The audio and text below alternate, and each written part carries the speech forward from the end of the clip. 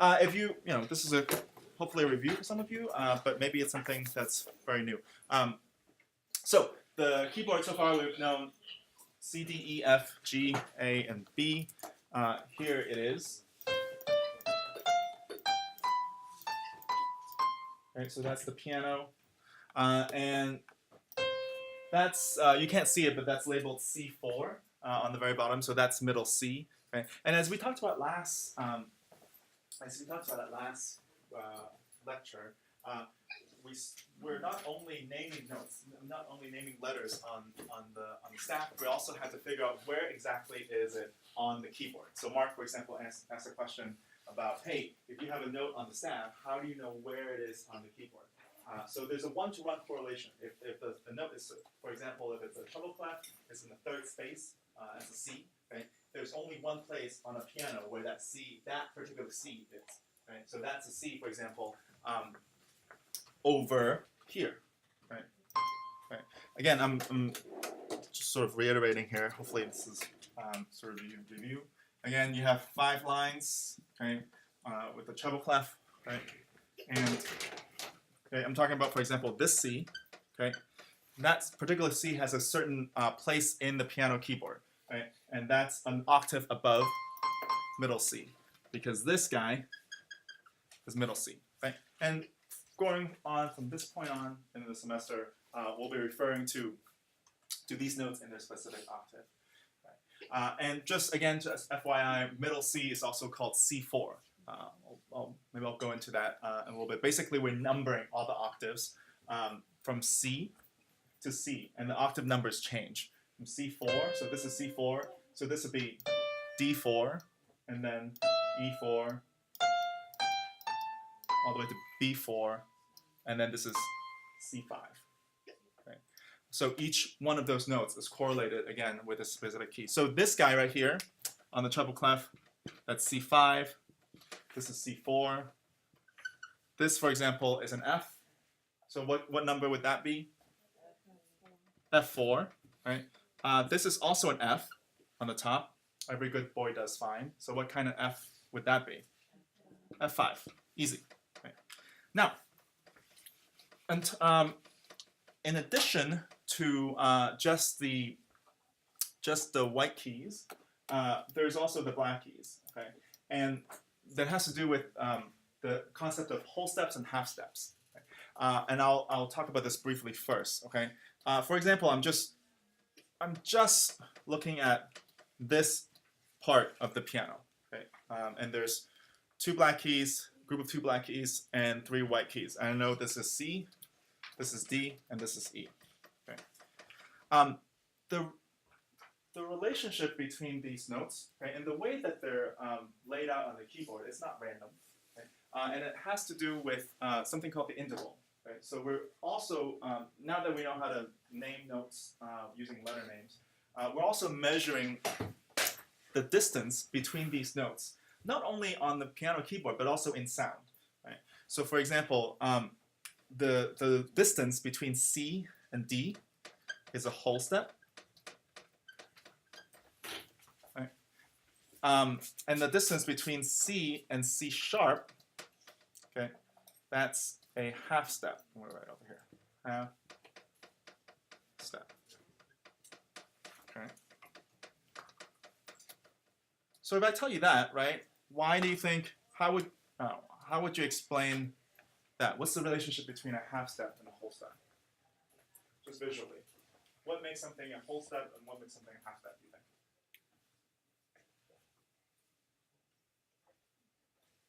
Mark? Like a half step, skip a key. Wait, no, a whole step skips a key. Okay, skip a key how? So for example, I'm telling you C to D is a whole step, and Mark is saying that it's a whole step because you skip a key. Okay, skip which key? The black key. The black key, okay. Okay, we're getting there. Yes? Tiffany, what were we going to say? That when you make a whole step, there's a black key in between. Okay. In this instance, when I'm having a whole step, yes, there is a black key in between. Okay. So that's one thing that you can draw a conclusion from this. Okay. Talking about this relationship here, that's a black key. Right. So from C to D is a whole step. From C to C sharp is a half step. A more accurate description right, for whole steps and half steps is that a half step is the smallest interval between two notes on the piano keyboard, and also in Western music. Right? So from C to C sharp is the smallest distance that you can have. And on the piano, it sounds like this. Okay. And you can see that if you line up all the notes on the piano, okay, the C and the C sharp is the next adjacent key to C. Okay. Again, the notes go from left to right, from low to high. Okay. So from C, the next adjacent key up is C sharp, because that's the very next note that it touches. Now, you can also see though, this is where it might get confusing, that C also touches the D, okay, right here. Right. But if we are using a sort of a ruler to measure this, right, the C actually is next to the C sharp sooner than it is next to the D. Okay, so that's why we can say that, okay, from C, the next adjacent key up is C sharp. Okay, and that's the interval of a half step. Right, right. The very next adjacent key. Okay. This is one way of defining it. Okay. Now, once you figure that out, you can see, okay, from C sharp to D is a half step. From D to D sharp is a half step. From D sharp to E is a half step. If you have two half steps together, that makes a whole step. One other thing to watch out is that you can see on the piano, not all the white keys have a black key in between. Okay? Two reasons. One, if you have that, it's really difficult to find where C is. Right? Then everything is symmetrical.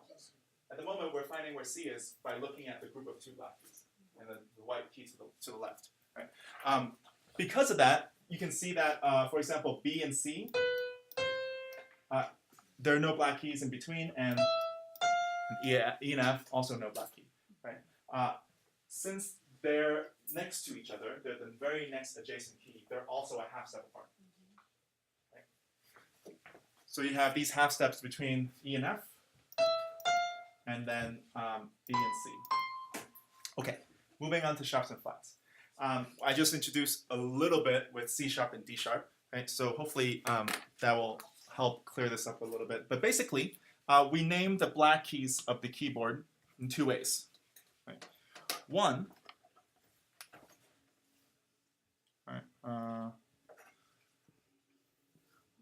this is a much nicer keyboard that I just drew than last time. Right? Black key, F, G, A, B. Let's say this is C4 middle C. Okay. So each of these black keys have two names. And we name them according to the relationship they have with the white key that's next to it. Right? So for example, we can call this a C sharp. And sharp, by saying something as sharp, you're raising that letter name up a half step. Right? So you have C sharp, D sharp, F sharp, G sharp, and A sharp. In addition, there's also a concept of a flat. Okay? And for flats, we're describing them in context of moving them down a half step. So that same key, C sharp, you can also call it D flat, E flat for the D sharp, G flat for the F sharp, A flat for the G sharp, and B flat for the A sharp. Okay? Now, if that's true, if I can call that first black key in the group of two black keys C sharp or D flat, okay, because that's one half step above C. Okay? Could I also do the same thing with what we call an F? Is there another name for F? E sharp. Okay. Right. We can also call an F an E sharp. By the same token, what can you also call an E? F flat. F flat. Notice that when I'm writing this, and I'm writing this out in letter form, okay, I'm using the same sequence of how I say it. So if I say F flat, I'm writing F with a flat symbol. If I say E sharp, I'm writing E with a sharp symbol. The symbols themselves, okay, and this is also part of the exercise. You can draw them. For sharp, it looks like this. It's not exactly a hashtag. Last year I had students just referring to the hashtag over and over again. It's a sharp. It's not a hashtag because the two horizontal lines actually slope upwards. Right, that's important. And when you're writing the sharp out using a staff, right? Let's say I have a note here. Okay.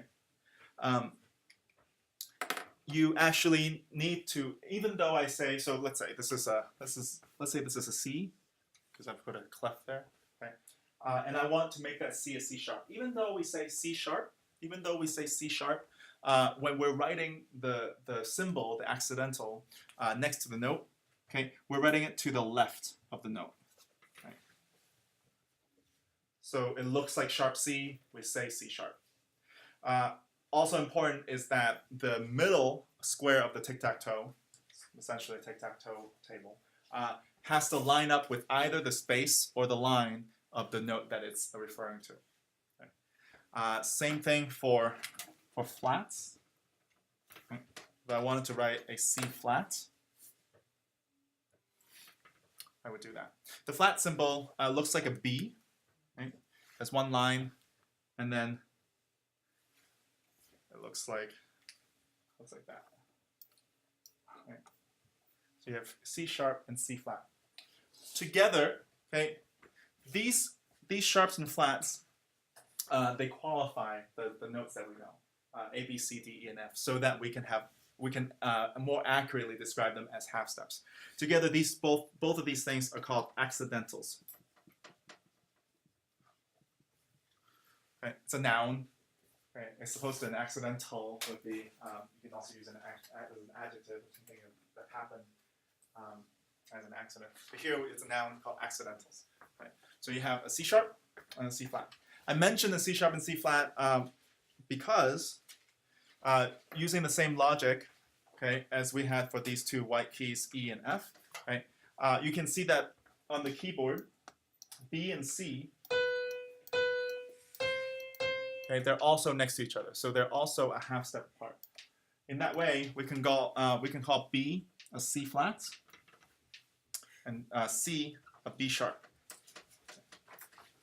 Okay. Any questions on the naming at the moment? Okay. Pretty basic stuff. You might be wondering also, why do we need so many names for this? Why don't we just simplify this? The reason is that partly, okay, music didn't start, Western classical music, which informs all the pop songs and jazz songs and everything we do, even the instruments that you hear Beyonce on Formation, let's say, all of those notes, okay, when there's a piano or bass, they're still using the notes of the keyboard. Right? It's not different pitches. Right? We're all still using keys. We're still using the concept of scales and things like that. We'll move on. Right? So the development of the system affects the music we know today.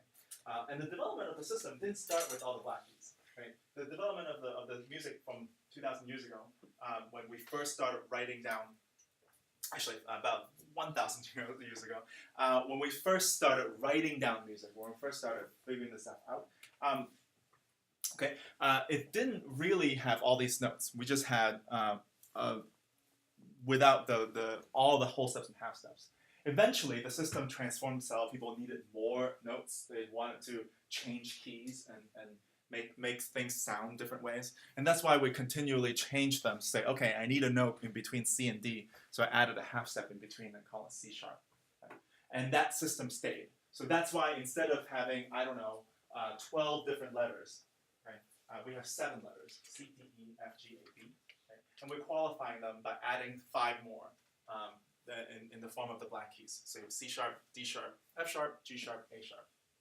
And vice versa with the flats. Okay. One more thing here. The last concept would be something called the natural. Okay. So we have the sharp and the flat. Sharp, flat. Okay.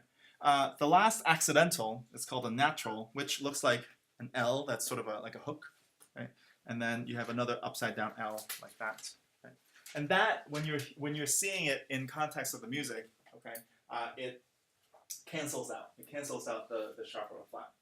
Right? So when you have a C sharp here in the music, let's say, right, and the very next note, if you had a natural sign, right, that means I'm going to play a C sharp and then a C natural. Right.